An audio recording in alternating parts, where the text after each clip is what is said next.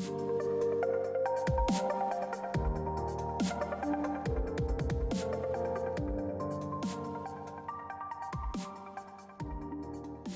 guys, welcome back to my channel. My name is Becc and it is lovely to connect with you. Today I really wanted to have a heart-to-heart with you guys. I want to share with you what I can only call the Path of Remembrance. This Path of Remembrance is the path that we are each walking. It is you returning to yourself and coming into the true embodied experience of who you truly are, the essence of who you are. We each belong to something larger than ourselves. We each belong to this sacred place, experience, song that we call or experience as life. And you are a unique essence of God that has come to sing your unique song. And this path that you are on, it really is about coming into alignment, attunement, harmony with the true song that you truly are. We truly are each like a musical arrangement, a soul harmonic that has come into this density and been pulled out of alignment, not playing the right tune, the right notes at the right times, etc., not vibrating the fullness of our song, only due to the density that we have lived. We have each lived many lifetimes and experiences, and you have come to this time now to return to who you are. We are most especially in the time of remembrance, the sacred time of ascension right now. We are in a quickening of our spiritual evolution.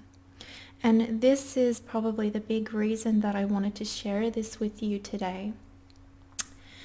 The Path of Remembrance, I really want to just talk about my experience, and I'll share with you that I was really inspired by another seer who I'm sure you guys know, Gigi Young, who is Sacred Sister and love to her. There was an episode that she did where she shared her direct experiences of remembrance that she has had with her spirit guides and teachers. And it really touched my heart, and it made me aware that we each need to speak more openly about our path of remembrance. When I heard her experiences and how akin they were to mine, and it just changed me. It really made me want to share with you in case there are other me's out there like you guys who have had experiences and wondered if you are alone. To make the idea or experience of ascension and remembrance tangible, this is really what I try to convey in my work, though it's sometimes challenging to put into words other than to tell you my experience. That you can return to the true essence of who you are. You can embody your light, and you can have direct magic. You can remember through magic and ascension or alchemical processes. And in this current time structure, this is really what we're called to begin to remember in an embodied way, and ideally that means practice. So really what I'm sharing is the path of alchemy, which we are each on, but mine has been filled with so much magic. You will hear. I'm looking at my notes here, so I did talk to Spirit about how best to put this with you guys, and so first I just want to go over once again the Path of Remembrance. It is really to walk as one with God. It is really to know and be in an embodied state that you are God or life, and you were created to walk the path in this way. And it really is about union with God and resurrection of the life force in you that you are. And when we do that, when we hold that in our energy, We are embodying the expression of our full remembrance. We're actually embodying the fullness of your soul. You know, your soul is not just this one life experience that you're having now. It is not just this one piece of you. And it is certainly not your conditioning and personality and things like that we all have built in this density. Your soul is a essence. It is a soul harmonic. And it is a light, and it is a song, it is a vibration. And you are a frequency of light. You are a ray of light, really. You are a harmonic or a ray of light. It's the best what you are, okay? And so to come into remembrance in the way that I'm using the word today is about embodying that ray of light, the fullness of your light most completely, and to remember in an embodied way. Again, remember is not a superficial term in this context. It is not about just knowing information or knowing that, oh yeah, I'm a soul. It is actually embodying that remembrance, like this is real, through direct experience. And so to remember that we are holy, we are divine, we are God, we are light. Okay?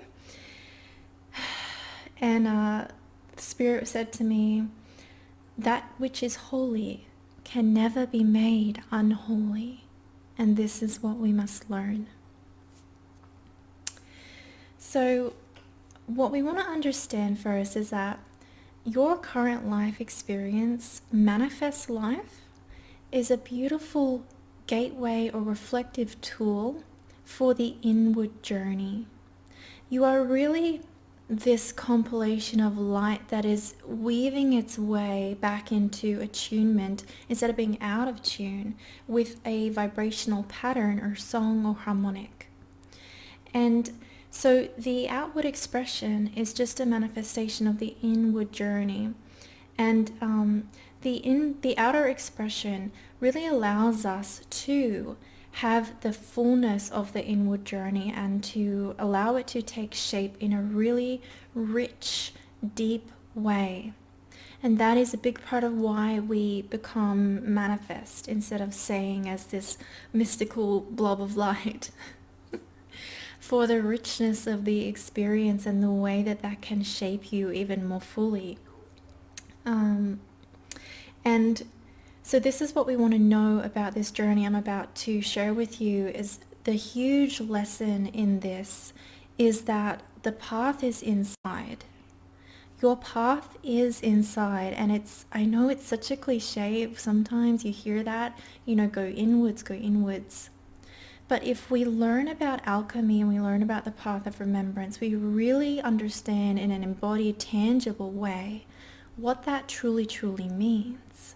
As a few of you guys probably know, I was not always able to be in my light in this way. When you listen to me now, when I feel my vibration now, I can feel a strong resonance in a pathway here.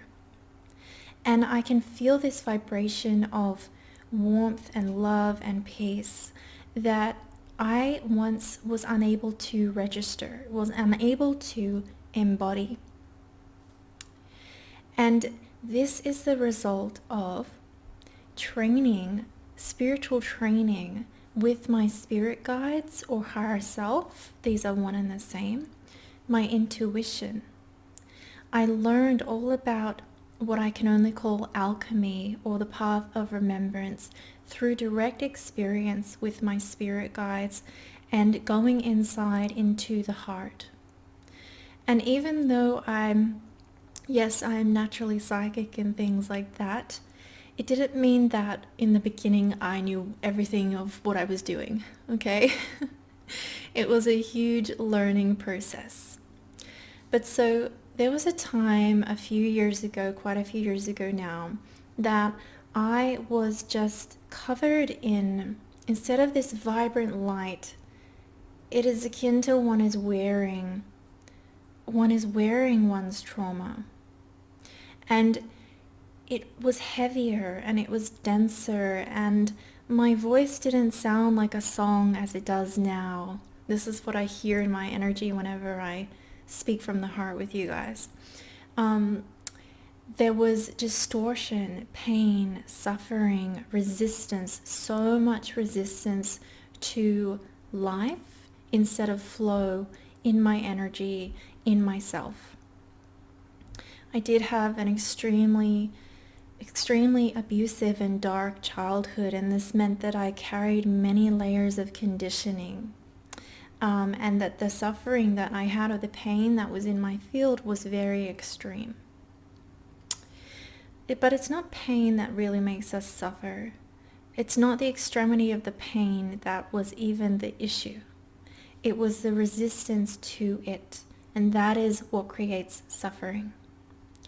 So that was my experience, and it was a difficult time. There was a lot of suicidality in me because I felt that life was suffering, and I didn't know my purpose, or when you feel that way, you just don't understand what you can do to make it better. But what brought me into my spirit was a deep surrender moment. I was in a lot of pain, and I one day had an awakening. I'm not going to go into too much detail of these ones. I know you guys have probably heard this one lots, but I had an awakening that nothing I was doing was working. The kind of psychological and self-development things I was trying to do to heal were not really working. I wasn't really in this strong, vibrational, rich, kind of tangible, spiritual peace and person I knew that I could become. Somewhere in me, I wanted to, or I knew I could become that. And so I was devastated in that realization.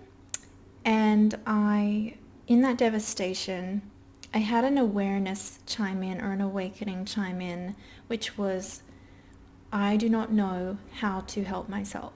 I do not know what to do. Instead of the constant trying to figure it out and thinking that I did know, only to feel that it didn't work, and this loop of futility, in the space of I don't know, I had a new thought, which was, what do I know? And all I knew at that time was that I needed love. I needed love. And when I had that realization, a strange light started to come into my heart. I sat down, I remember sitting down and just intending, without a process, without understanding or knowing what I could or couldn't do anymore. I just said, may there be love. Please, may there be love in me. And I waited.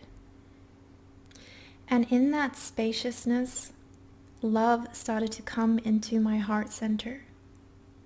The frequency of love by itself started to come into my heart. And that had never really happened to me before in that very direct or rich way before. And it changed me completely. And also an angel came and said to me, confirmed to me, if I follow the path of love, I will heal. And from that moment on, I had many series of awakenings and things like this. And it was all about the heart, and it was all about connecting to the heart. And I want to speed up a little bit, because then I was doing that for a little bit. But the path of remembrance that we're talking about now is when I really started to get into deeper alchemy. So initially I was just connecting with my heart and sitting in my heart and watching that energy change me. I do want to say that everything starts with the heart, and even if you don't know what you're doing, it's like, don't know what you're doing, we all know that we're magic. Even if you don't know what's exactly going on or what you should be doing, spending time in your heart changes you. It mends you. It pulls you into attunement. Instead of being out of tune with your song and your light, it pulls you in. So that really started to change me and to change my personality and give me a softerness and a flow that I hadn't had before. But then began, over time, it probably started when my spirit guides and also a great teacher called Paramahansa Yogananda. Okay, so Yogananda or his essence, was one of my teachers at that time, because he and they needed to teach me about the life force energy. The life force energy. I didn't really know much about that in a direct way, but they helped me to understand that I had control over my life force energy and that I had been suppressing my life force energy. And I remember kind of sitting on my yoga mat and trying to grasp what they were saying. And I remember just sort of kind of scanning and trying to scan or understand and figure out this thing of life force energy. And I remember noticing, oh, I could feel it. I'm in a state of resistance to my life force energy. I'm holding something back. I could feel the holding back in the energy. And from then it grew to having a more tangible experience of letting that energy flow through me. So I actually started, and remember, I'm working with guides and I'm being completely intuitive. When you come into this spiritual training, the Path of Remembrance, if you want to do this and you want to embody yourself, your essence, you need to come, and the way that it works is to say, please teach me. And when you say teach me to your heart, to your spirit, to your guides, to life, what it means is I am willing to surrender. I am willing to accept anything that is here. I'm willing to face anything I need to face. I'm willing to transform. I am willing to change. I am willing to let go. I am willing to be in the complete unknown. I am willing to be rewritten. It is a state of complete surrender and complete allowing. It is to a full yes to your higher light or intuitive guidance. When you do that, that is when miracles can come in and more direct experience can come in, because that is you not being in the way anymore and trying to control. So I had been doing that, and where was I? So the life force of the Kundalini energy, okay? I started to realize that and kind of feel it a little bit.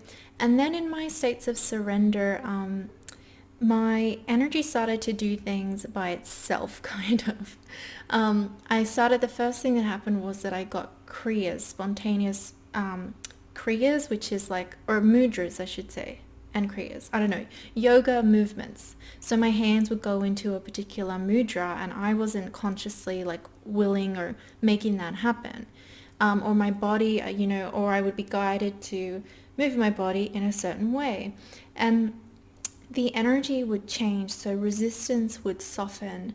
There could be a warmth, there could be a big emotional release. One day a very big kind of like block, I guess, of stuff came out of my chest when my arms just did this kind of, I can't quite remember, kind of like this by themselves. And I saw it and I was like, oh, cool. So this whole time it's like you know what you're doing, but you have no idea what you're doing. And that's kind of the state we want to be in, perhaps. So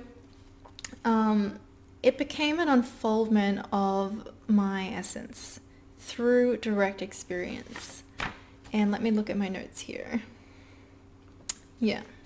So I have some notes on my phone here too, because I really want to tell you guys what happens when you say yes in a full way and a trusting way and a believing way to your magic, to your spirit, to your light.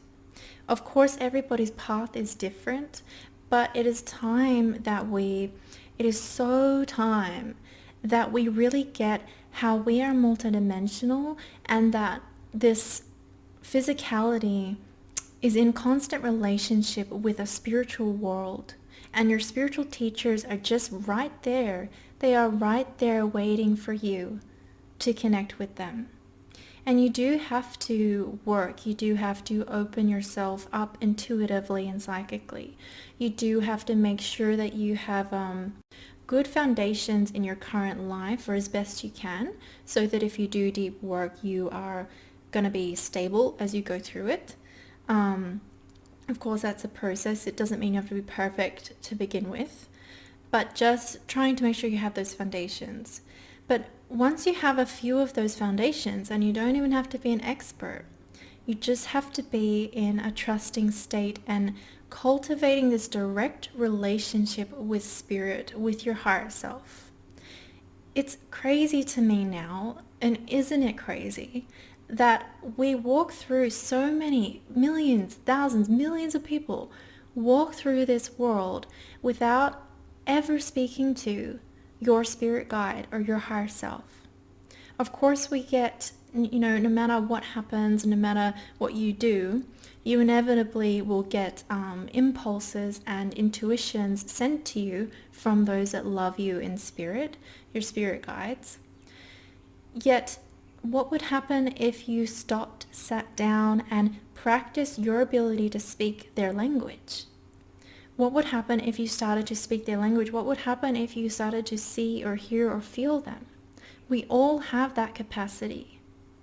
And I will be honest, like I do see people who are spiritual, but they're kind of on the fence about things. So they're like, yeah, I talk to my spirit guides sometimes, and I do like tarot cards and stuff like that. But then they go into their density and they go back into their day and all of that. And again, we all do that from time to time. But sometimes I think that we are avoiding saying a full yes because of what spirit will ask you to change in your life and in yourself. So often that's the hidden motivation for not really getting into your psychic stuff, even though you kind of want to and tell yourself that you do. We're also fearful of our third dimensional reality being broken down, where we have this underlying thing of an attachment to the way that we perceive the world now that makes us feel safe and secure for things to make sense, right? And we have to make sense on the surface to, gravity and all the physics and stuff that we understand. And there's a part of us that's like, oh, if I go super magic, what crazy stuff is going to happen and freak me out? Okay? But again, it comes to this willingness to just say yes because it is so worth it to face those fears. It's no longer worth it to live in those fears. So if that's you, if that resonates, I want you to know we've all been there, okay? We all have an ego that causes us resistance. But consider what would happen if you stepped into your heart and the beginning way is to have a direct relationship with your higher self or your spirit or love or your guides. These are all kind of the same thing. To actually work a direct relationship into your daily practice. And if you start there, that's how this thing just unfolds by itself, because your heart is the doorway to the inward journey we mentioned in the beginning that is actually directed by the intuitive information that you will get here, and intuitive guidance you will get here, which is being guided by a unique pathway to you in your spiritual centers and in your spiritual body that really kind of knows what it's doing, okay? Your unfoldment or your awakening is kind of this thing of following certain pathways in your soul blueprint or your soul harmonic that kind of, if we get out of the way, it just goes click, click, click, unfold this bit, awaken this bit, release this bit, trauma, fear, emotions that are stored, debris, step into the heart, have a heart awakening. All of this is like written into you. You just have to be willing to let it happen. Let it happen. We don't let it happen. We heal, but we don't heal. We commit, but we don't commit, And this, what I'm talking about now, the Path of Remembrance, it is such a beautiful thing if you fully commit. And it, again, practically, it kind of just looks like a practice, okay? Your life can become a weaving, magical dance of synchronicity between you and your higher self. And as I said, this is the way that we are meant to, or most in our wellness, to live through that. An intuitive dance, an intuitive life, a spiritual life, because you are a spirit. To be disconnected from that is so crazy now if we think about that, right? It's so logical. So I wanted to share with you some of the magic, just moving my leg because it's asleep again, some of the magic that has happened for me during this process. And remember that this process is, for me, it was to, and it is still to this day, to sit down and have a conversation or a alignment, a resonance with the light, with the higher self, which includes spirit guides and things if they're around, and to say, teach me, and everything that I told you that means, to allow the process to happen, to get out of the way and allow the process to happen, to learn the language of your energy, to speak to your own energy, to wield and move your own energy in the way that we actually can if we practice. You actually can do things with your life force, those kriyas that I mentioned. Also I also had bandha locks. What I later learned are called bandha locks. Obviously I didn't know a lot about Kundalini yoga or anything like that. So this would be one of the miracle things that I think is pretty cool that I wanted to share with you.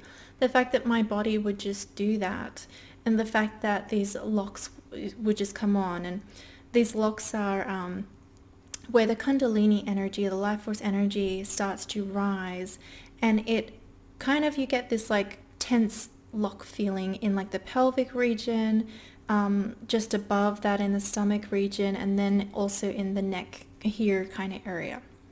And this is just a way for the energy to push itself up and push itself up and to be held in that way. And that's why that happens. The beauty of that miracle or my sharing of that is to tell you or to show you that your system knows. It knows what to do. The body knows what to do with the fire within you. You have to let it happen. So let me share with you my miracles, other miracles that have occurred as a result of communing with spirit and giving myself, really, I suppose it is to give yourself to spirit, your spirit. So it is not a sacrifice, although, yeah, it's not, because what you will see and trust will develop over time is that it's everything you ever wanted because it's you.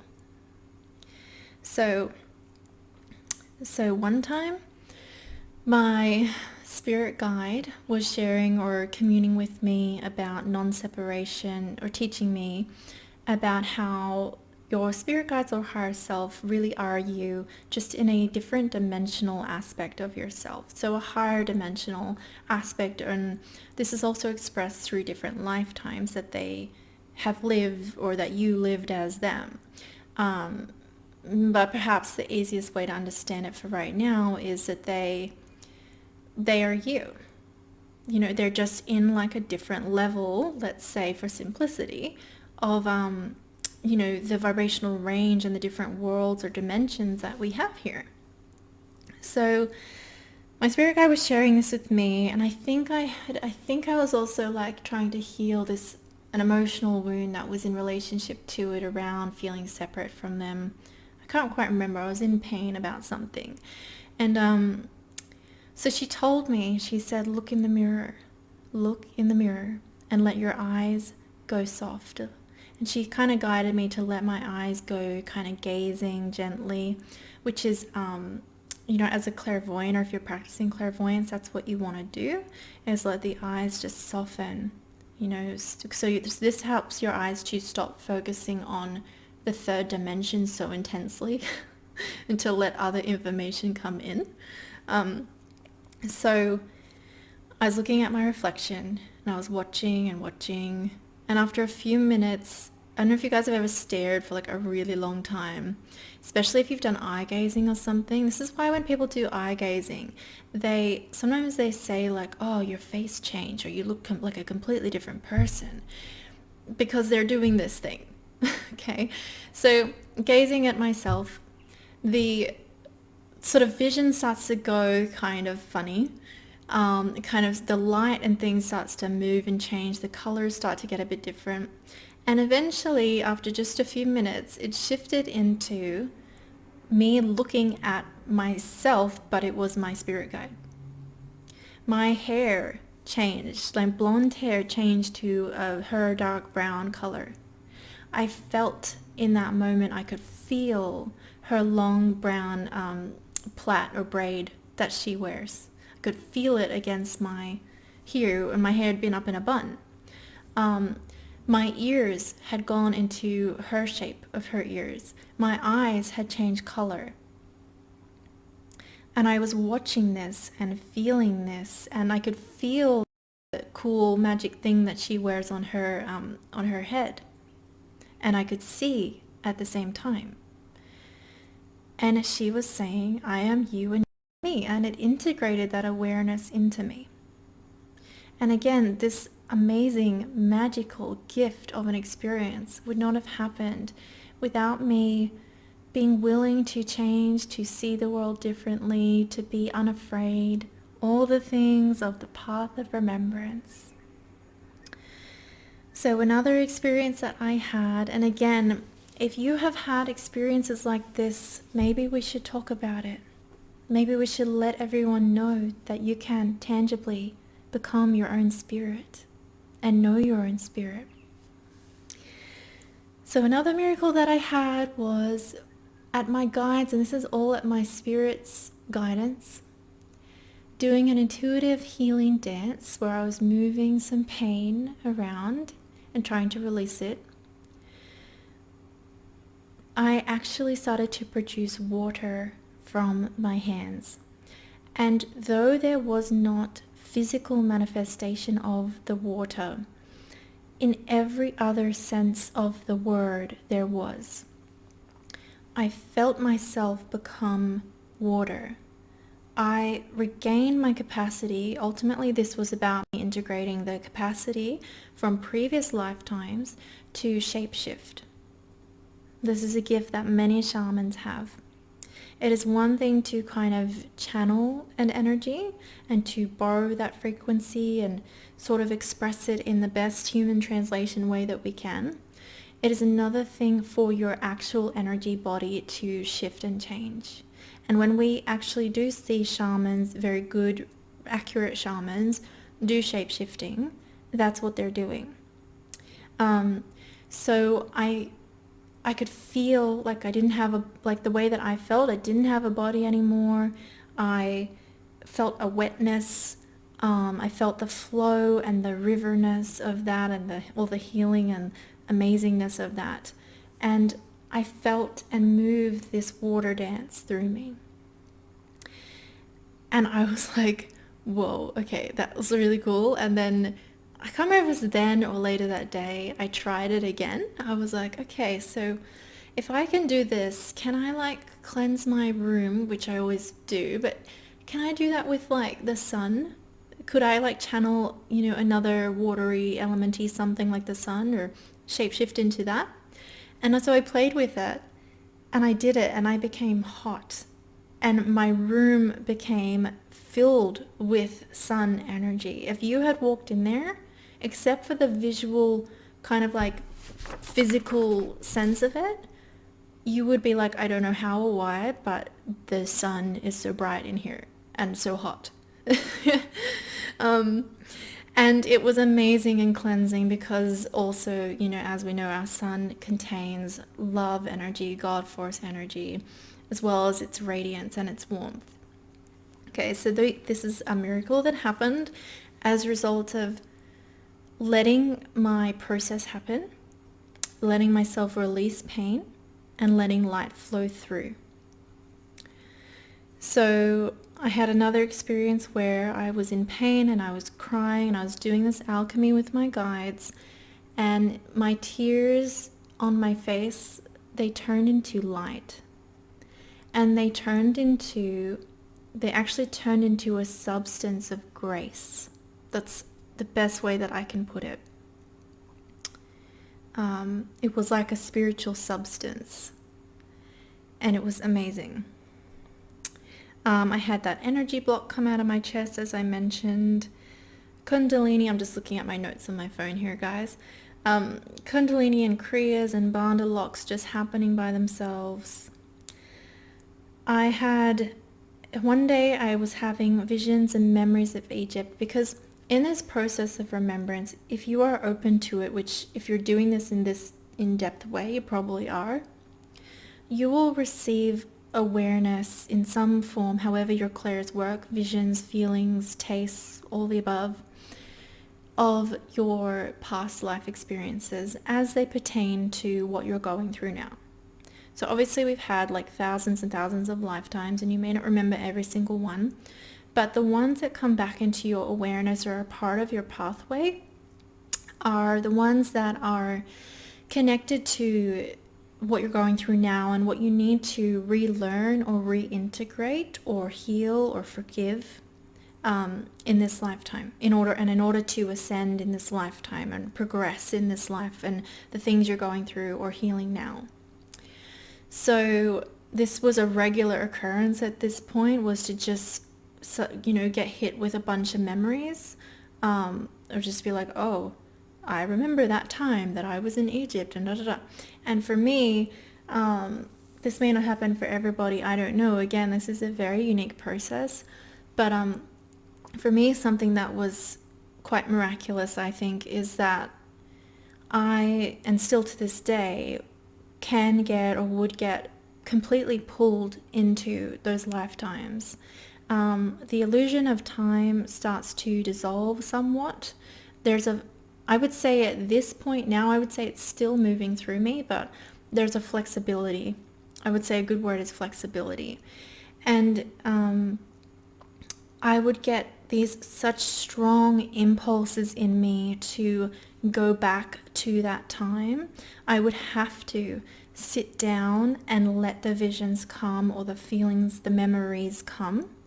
I might have to, and I would also do this just for my own awareness, to write them out or draw what I was experiencing as well.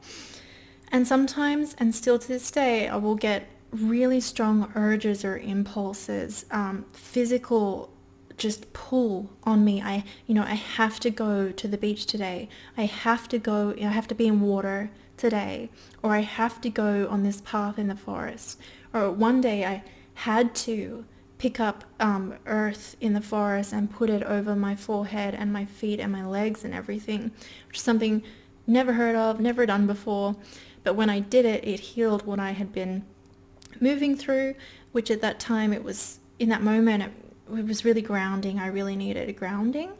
And, of course, I later learned that covering oneself in dirt is something very shamanic and tribal, that a lot of tribal people would do. And yeah, so I have these compulsions or these urges in me that absolutely pull you. And I do think that the more you open to spirit and the truth of life, the more sensitive you allow yourself to be as well, the harder it is and the more painful it is, because we suddenly become aware of how unnatural and how painful it is to live away from your spirit, to live in any other way than intuitive, okay? To live in harmony and union with that energetic feedback that is constantly happening through you. To be off the path, to be out of the song, is so not good for us. It's out of the song. So yes, this would happen for me. I also think this happens for me as just the way I'm built as a channel, and experiences in Lemuria, where we were very much this way of just moving with the earth and the elements, and you just were alive with the earth. And yeah, so that is some magic that happened. So when I get visions, and there was one really cool vision moment that I had where I was communing with my guides, and again, of course, I'm crying or some trauma is coming up, and that's why I'm sitting down doing alchemy. And my guide, she said to pretend to visualize her, so to imagine her and then step into the vision. And I was like, okay, don't know what you mean, but okay, which is like a constant thing that I say to spirit. And I'm conveying that because that's how you gotta be. You gotta be like, don't know what's going on, but I trust you.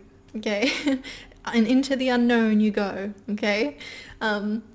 And she did that because your imagination can actually help you to connect to your intuition and your non-physical. It's like a doorway or an entry point. So we did that. Then I was completely pulled into this vision of a bunch of Egyptian time experiences that I obviously needed to integrate and learn about. And when it was coming to the closing of it, I opened my eyes and looked out into the sky, and there was this cloud that was the shape of, and had like an energetic overlay, but was the shape of the sky god Horus. And I was like, whoa. And I just watched it for a little bit, and I was like, wow. And I knew intuitively that it was Horus and he was with me, or I was with him. And then it just disappeared. It just, like, I know clouds kind of fade and disappear, but it just went poof. Like it was just, I don't know. Okay. So again, magic happens. And this is my path of remembrance. So another time that happened that was very magical was one time I was processing a lot of pain, and I was struggling to allow myself to be in the release of the emotion, to really let the emotion come up and through me. I think I was scared, and I was sort of upset about and crying about that at the same time.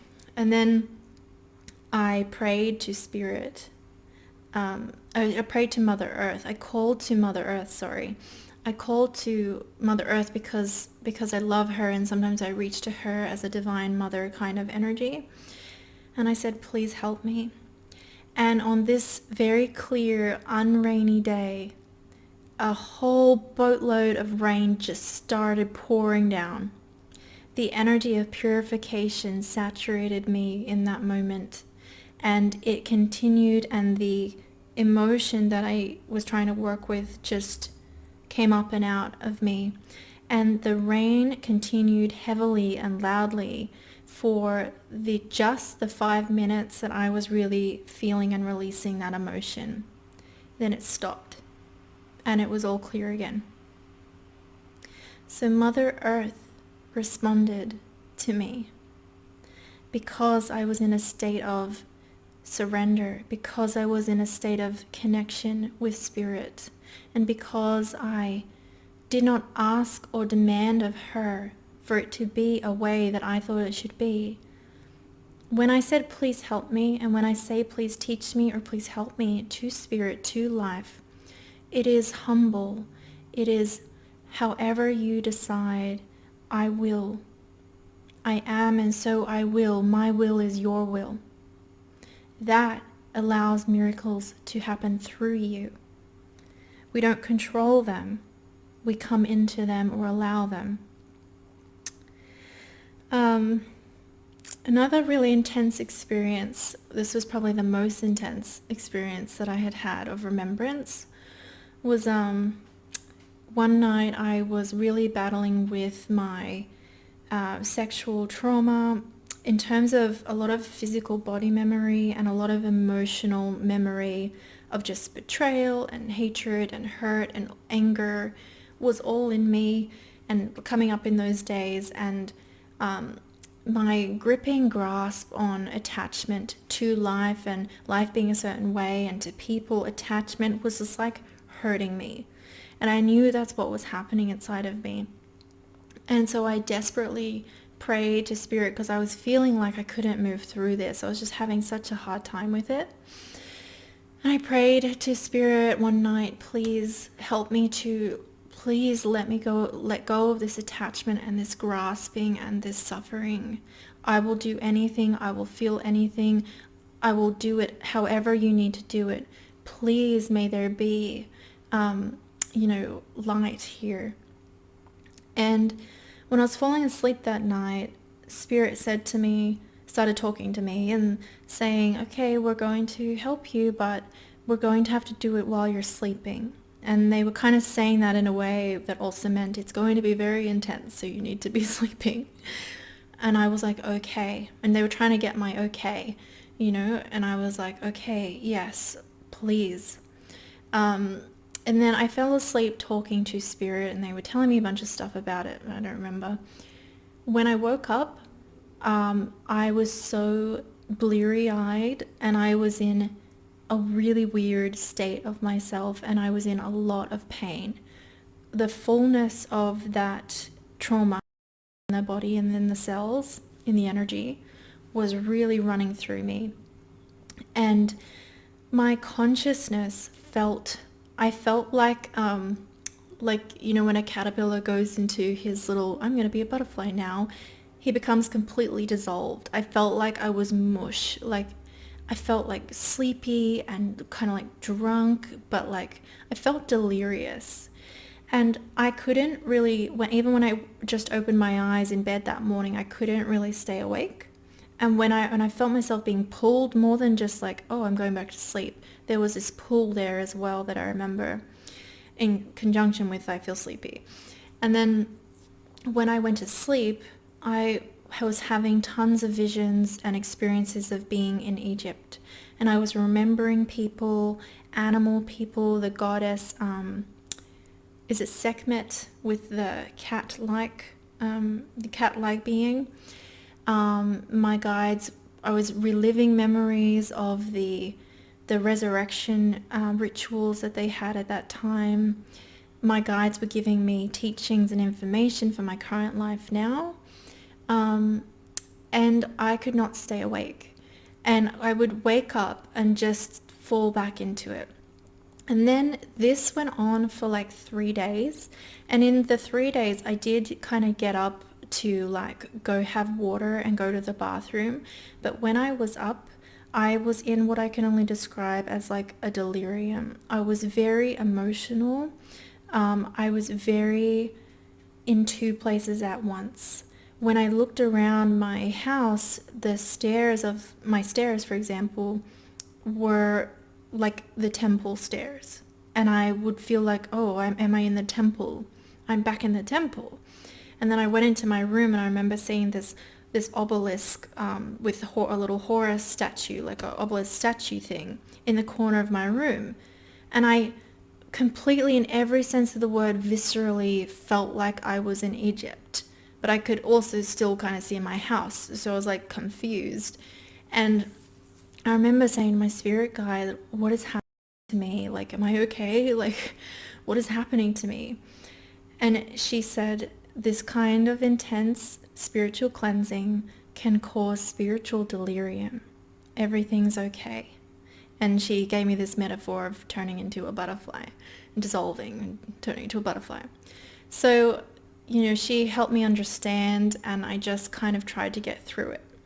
And of course, when I was up, I was crying because of the emotions that were coming up. And then I was reliving this stuff, and I'd go to sleep. And as I said, I couldn't stay awake. It was like I had like a fever without a fever. And then over like those 3 days, I kind of slowly came back into more of a full awareness of here and now, and steadied and balanced myself. And so by 3 days I was good. And after that 3 days, I felt completely changed. I felt like it wasn't like a detailed thing like, oh, I don't believe this belief anymore or whatever. I just could feel lighter, and the weight of that pain and suffering was gone. And that particular imprint of trauma has never been that intense again. It comes up in the teeniest, tiniest remaining flickers, but it was completely different. I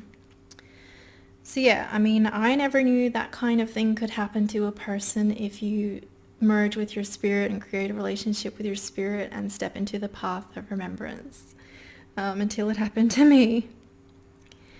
And so I've had other moments of, feeling my guide's hand in mine, feeling them here and now as much as I would feel a physical presence if, if someone's in the room with you and you close your eyes. You can feel them, or you can feel someone looking at you.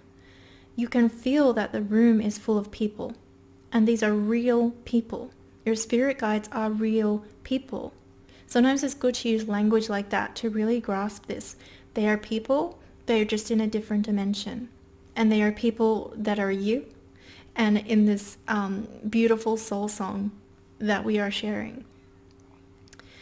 So, yes, the path of remembrance, it is real. It is happening to you now. It is happening to each of us as we heal, as we move through.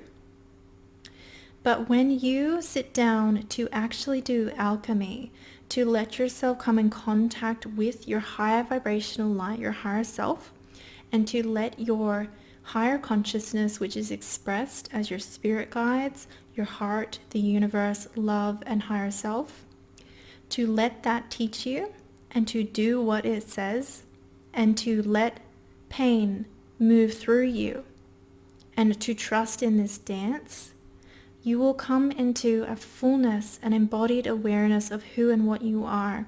And it won't be this distant mystical thing that you're trying to get a handle on.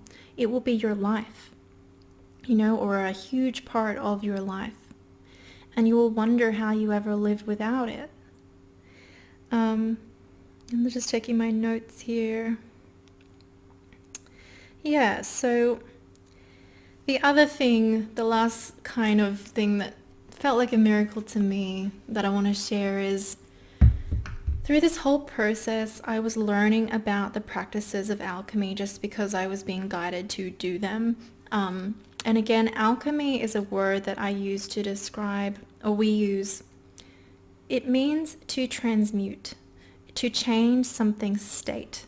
And that's all healing really is, right? You're trying to basically feel better, which is you're trying to vibrate higher. You're trying to release low vibration, come into high vibration, and the be in tune with your higher self and embodying it. So we're all in a constant process of alchemy, but this ability to work with the energy directly and to touch your life force energy and to have interactions with spiritual beings that are all around you is really an ascension process. It is an ascension training. It is a training in alchemy that we all have access to, and we used to, this I don't even know, but this used to be common knowledge. Okay, what I mean is we used to be in temples and schools that taught you how to hold energy or get in touch with your spirit and to weave this dance, to learn this process. And we would do it together, and we would have community in that. And the message of it now is because it is coming back. And it is needed now because we are in the exact time of ascension where to do these practices now, everything is accelerated right now. So we really don't have much of a choice but to be in a great spiritual evolution right now. So we're remembering, and this remembrance of temples and practices like this is coming back into conscious communities and spiritual community. You see this when you look at women's circles and ritual and things that is being brought back.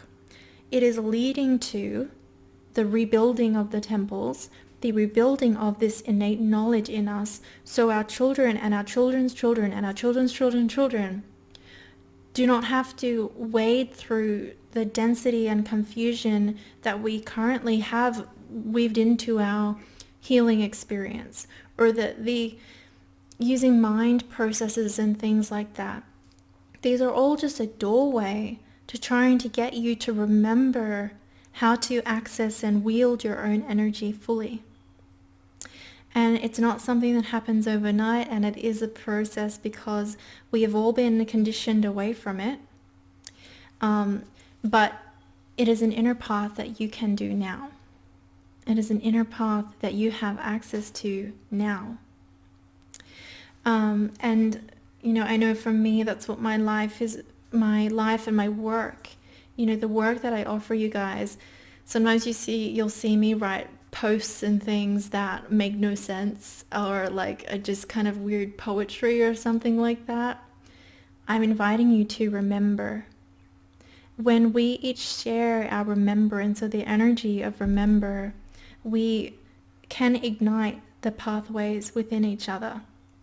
And at the same time, it is not one another's place to remember for one another, but it is an offering, even this, this is because of the sun temples and the relationship that I had with the sun temples.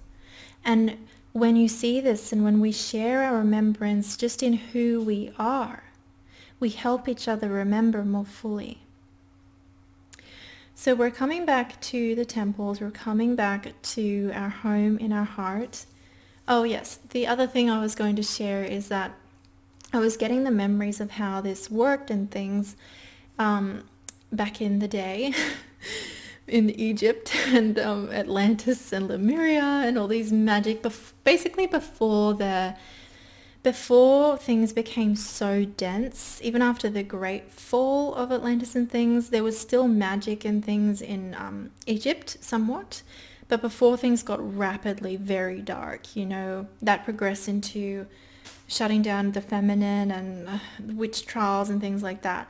That's when magic was really quite lost, especially because women started to suppress for survival, to suppress our magic. So I have all these memories of these experiences, and what was coming to me and what was very interesting was my spirit guides. They started to at times change the way that they were speaking to me.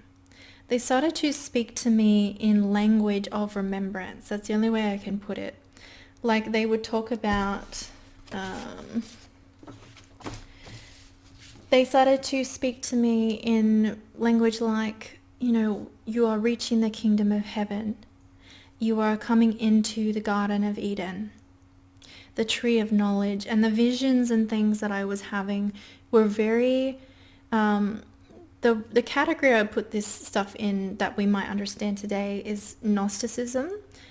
The Gnostic, modern Gnosticism still seems to have remembrance of alchemy in it. And a lot of it is from the Bible, but also Eastern tradition of spirituality, this act of raising the life force energy and what that really is. The sun and the moon channels, and why we're doing that to awaken the pineal gland to produce the sacred oil. So my guide started saying things to me about anointment of the oil and all these interesting things. And as they would speak it, I would have memory of it, or I would have understanding of it come into me. So I was learning while they were telling me what was happening to me. And, for example, the kingdom of heaven, this analogy that comes from the religious text known as the Bible, the Bible is really a lot of what Jesus or Yeshua was saying. A lot of it's distorted, but what Yeshua was saying was about it was really about the resurrection of the life force, and really a lot of it is analogy and metaphor for bringing and raising that life force into full expression, the path of remembrance. He was teaching that.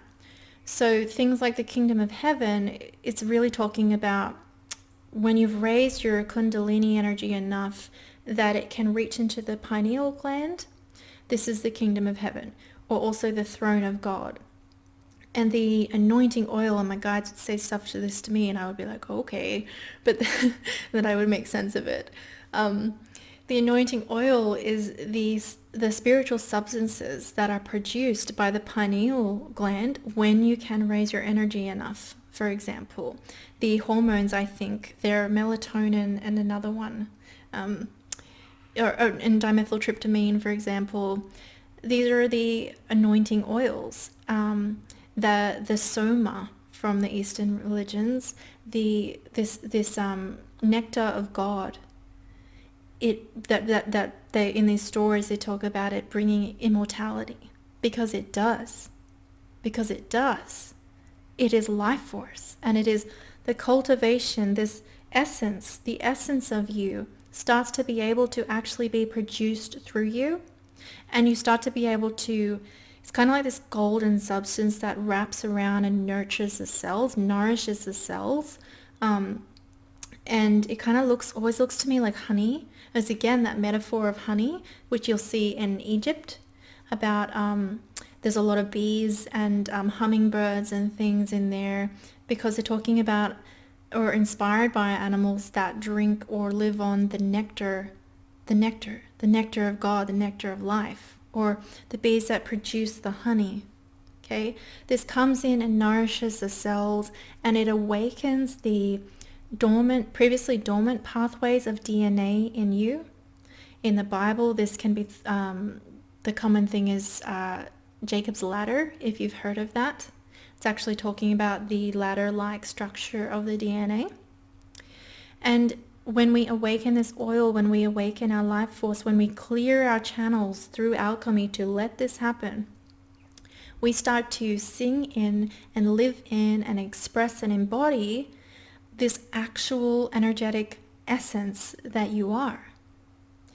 So my guide started sort of speaking to me in much more magical language. And then, I remember my guide saying to me, when I was having a really hard time, I remember her saying to me, keep going, the flame is lit. You're nearly there, the flame is lit. And she was talking about how the oil nourishes and nurtures the sacred flame of eternal love within you. And so I had to undergo, my process of healing has been clearing out the channels by facing trauma as it moves through, enough to let the nourishing oil that nurtures the essence of who you are, the energetic essence of what you are, to be embodied energetically and physically. And it was so magical. One day, she started calling me by a different name. And I'm not going to repeat the names or things that she said here, but it was in reverence of and in recognition of the fact that I had done it. And I remember also I got one of the most beautiful visions I've ever had, and the clearest, I could almost touch it, vision that I had of the sun and the moon merged together. And I know now that that's a very common spiritual image that we see, but I had never seen that before. And I wondered what it meant. And my guides taught me that it was completion. And this is the sun and the moon Kundalini energy channels. And I had come into completion. She said the flame is lit. And then she started calling me by a different name, and my essence could finally shine through most fully. And the essence of God. And then they started talking about the seven, something like the 7 fruits or the 7 blessings. Okay, and these are different states like peace and joy and love and things like this. The makeup of God, of the essence of who you are. And so this is the goal, I guess, with alchemy. I want to be careful about my use of the word goal, because remember that if we were meant to reach a destination or a goal, if the goal was complete perfection, you would never have come here, because you were already totally perfect, right? In the higher realms, we're in more of a perfect state. The goal here in the Path of Remembrance is the journey. The journey is the goal. The journey is the intention. The Path of Remembrance is the goal. The path. The path is the path. So, when you undergo your healing, understand that you are here for the very act of remembering, of learning and wielding your ability to embody. You are not here to become some concept. You are here to go through the journey, and as a side effect of that process, you remember, you ascend, you come into love and resurrection. You come into more light, more love, more freedom. There isn't really an end to, even if we become the milk and the honey, and we become the immortal person who can resurrect themselves as Yeshua did. There is not an end to learning here, so there is not an end to darkness. The learning is the vehicle for more light. There is only more light, more light, more light. It just gets brighter. So I encourage you guys so fully, so much with all my heart, to let yourself have your unique inward experience with your essence, with your remembrance of who you are, by starting to talk to your heart, commune with your heart, attune to your heart. Let the rest happen. Do what your intuition says.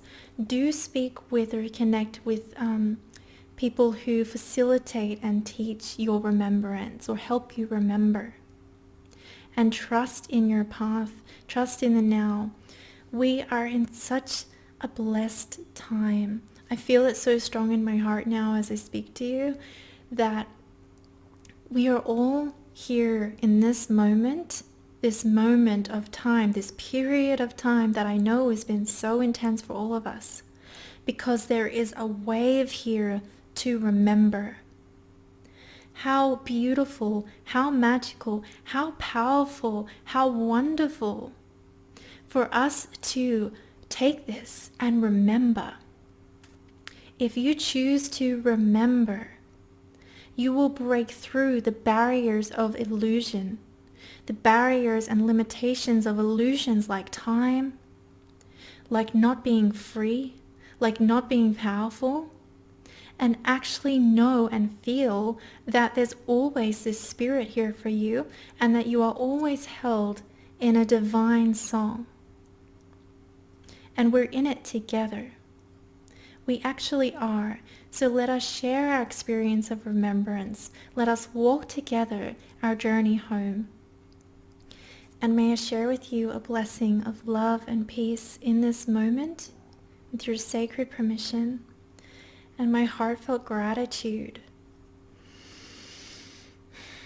So much appreciation for you, my sister, my brother, for allowing yourself to come to this time, to be here in this time, and to know the song of God through you, through me, through each of us, and love.